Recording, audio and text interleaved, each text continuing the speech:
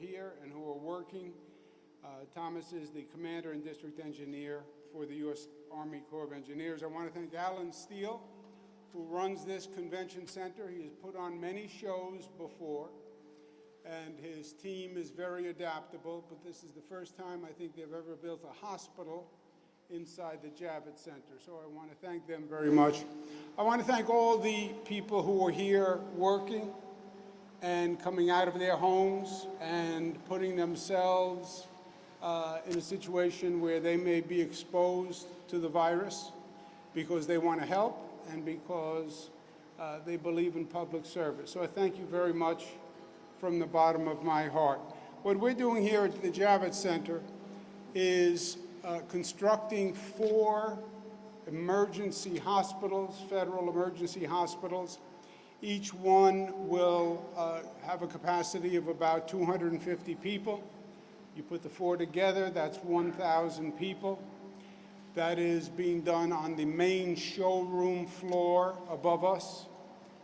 The construction will start this week.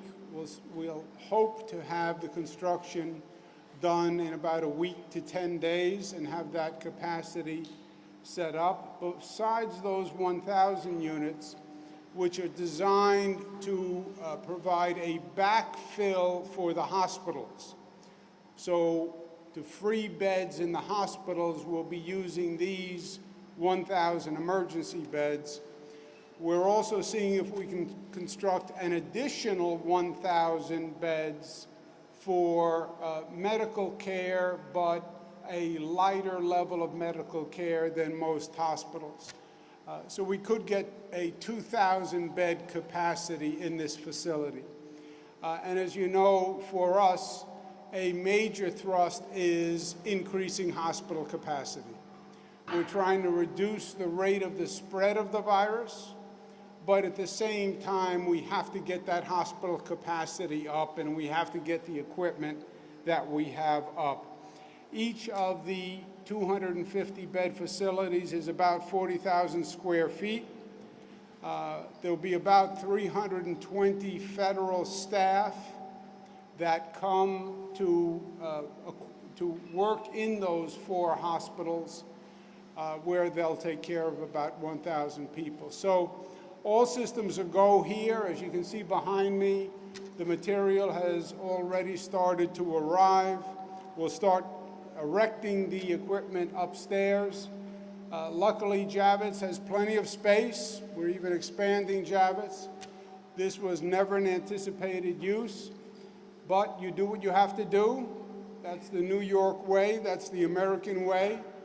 And we're going to get this done. Again, I want to thank the Army Corps of Engineers for everything they've done and will do. I want to thank the National Guard, and I want to thank all the employees of the Javits Center who are here doing above and beyond duty. So I want to thank them all very much.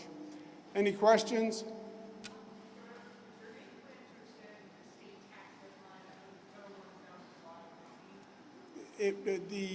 Zach, the tax deadline for the state was extended when the federal government extended the filing deadline.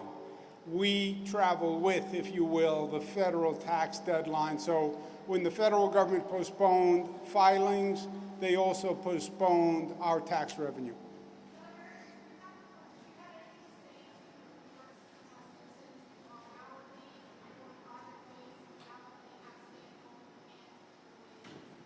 So I'm sorry, one more time.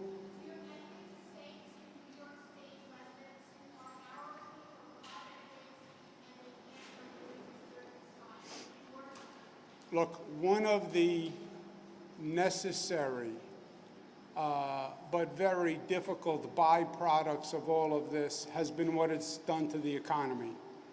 And basically shutting down the economy where we only have essential workers who are now showing up, who keep society functioning, food delivery, pharmacy delivery, et cetera, transportation services. That comes at a tremendous cost. I understand that. And I understand that many people aren't earning an income, and that's put an additional stress on them and their families. Sometimes in these positions you have to make difficult decisions, and this was a difficult decision. But my adage in these disasters, emergencies, has always been do everything you can, prepare for the worst, hope for the best. This is a public health emergency. This is a matter of life and death. The economy we can fix. You know, the old expression, a rich person is a person who has their health. Anything else you can remedy. You can't remedy a loss of your health. You can't remedy loss of life. And that has to be the first priority. We have to deal with this public health crisis, and then we have to get the economy back up and running. I understand that. The federal government understands that also. The state government is not in a position to provide income to everyone who's not working. State government is also suffering from a revenue loss. Federal government suggests that they're going to pass legislation quickly to get money into the hands of unemployed people. I'm pushing very hard to get the federal government to do exactly that. But first order of business is deal with this virus and this health crisis. This is going to get much worse before it gets better. We are still in the relative calm before the storm. You're going to see the number of infections, the number of cases increase dramatically. You are going to see an overcapacity of our health system. Right now, you'll see, we're projecting, you'll see more people coming into the health system than we can handle. And that is, to me, the number one priority for government, for society. Once we get through that, we'll focus like a laser on the economy. We're even planning now, what do we do about the economy? But first order of business is we have to do everything we can to save lives, literally, and that's focusing on the healthcare system.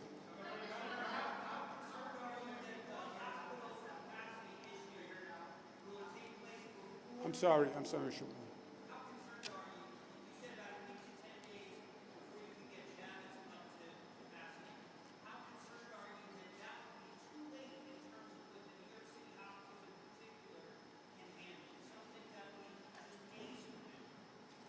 Well, days from now, by any of the projection, we can handle the rate days from now. The immediate problem in New York City were the supplies, the masks, the gowns, etc. We've been working very hard to find and buy supplies all across the globe. I believe we have enough capacity for the entire state, including New York City, for the immediate future.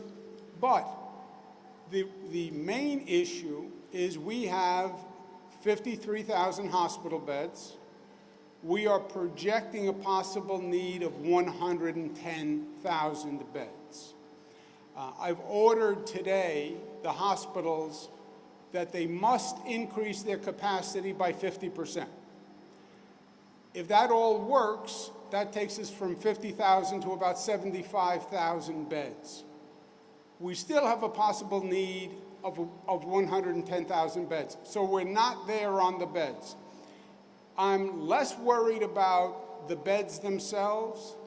I'm more worried about the equipment, because many of these acute cases are going to need ventilators. And we need about 30,000 ventilators, and we can just not get them. And that's where we're going to need the federal government to step in and step up. I have said I think the federal government should use what's called the Federal Defense Procurement Act, where the president says to specific companies, I need you to produce this equipment, I need it now, here's the date, here's the numbers I need. Relying on voluntarism of corporations is great. And American corporations have stepped up to the plate. New York corporations have stepped up to the plate. But we can't manage this operation on an ad hoc basis of voluntarism by corporations. We should be ordering the specific equipment that we need and ordering corporations to produce it to the volume that we need. That is our limiting factor. Yes, we need hospital beds. Yes, we need staff. But most of all, we need the equipment. I'm sorry. Where do you go?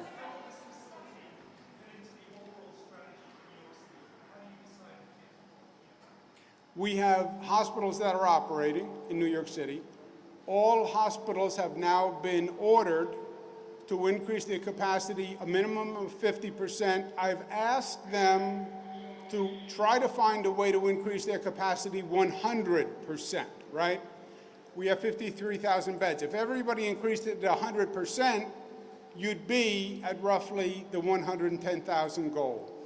I don't believe it's reasonable or feasible to tell every hospital you have to double the goal, so we set a minimum of 50%. Those hospitals that are first over capacity, this will be a backfill facility where we can relieve some of the pressure and the tension from hospitals by using these beds.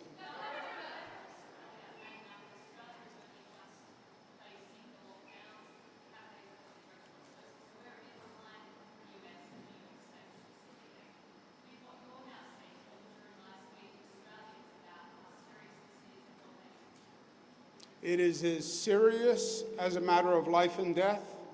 My advice would be act sooner and act more dramatically. Don't procrastinate.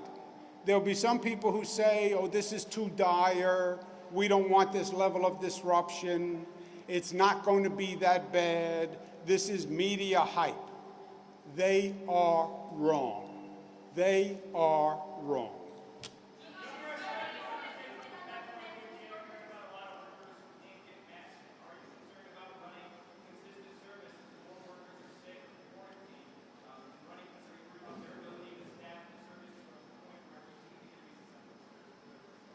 We have enough supplies in-house today to make sure all health staff across the state have the right equipment. And again, we have been scrambling. We're buying from China. We're buying from all across the world. Can I say that we'll have enough equipment for next week, the week after? I can't say that. And that's out of our control, and that's where we need the federal government. Look, everyone has to do what they have to do. The states are in a position to manage certain activities. But the federal government has a set of capacities that we don't have in the state. I'm one of the senior governors in the United States. I know what a state can do. I was also in the federal government. I was a cabinet secretary. I did disasters and emergencies as a cabinet secretary. I know the capacity of the federal government. They have more capacity than the state. When it comes to securing medical equipment, ventilators, masks, gloves, they are in a much better position to do it. They legally have a tool called the Federal Defense Production Act. Use it. Have the materials made. To have states competing with other states to find these equipment, frankly, bidding against other states, driving the price up. Masks that we paid 85 cents for, we're now paying $7. Why? Because California is bidding, and Illinois is bidding, and Texas is bidding, and Florida is bidding. It makes no sense. The federal government must nationalize the equipment production and supply issue.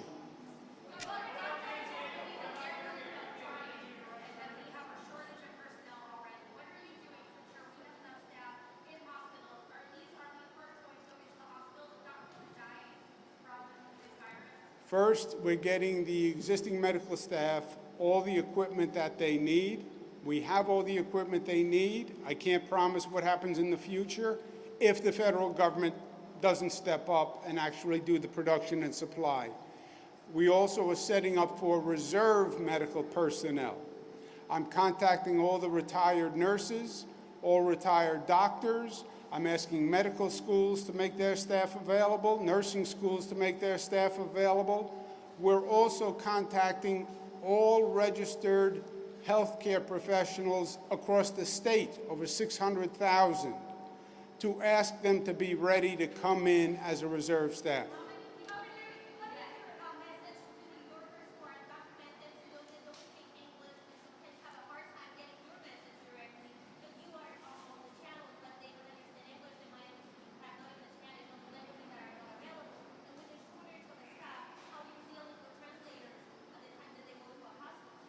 Yes, we have translation services on all the state information services, the websites, etc.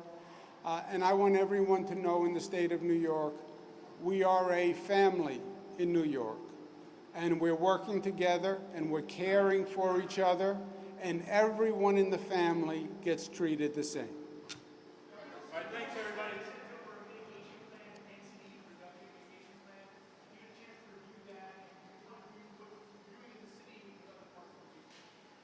Yeah, the city, I spoke to Mayor de Blasio, I spoke to Speaker Corey Johnson. I asked for the plan. I want the plan today. I want to be able to approve it. I want it on paper, Zach, and then I want to be able to use it for the entire region, because I've seen this before. If you try to do something in just New York City, people are smart. You know, New York City residents, I'm a New York City boy, you make a rule, we'll figure a way around it if we can, right? So you can't have a rule that pushes people from New York City to Nassau or to Westchester or to Suffolk.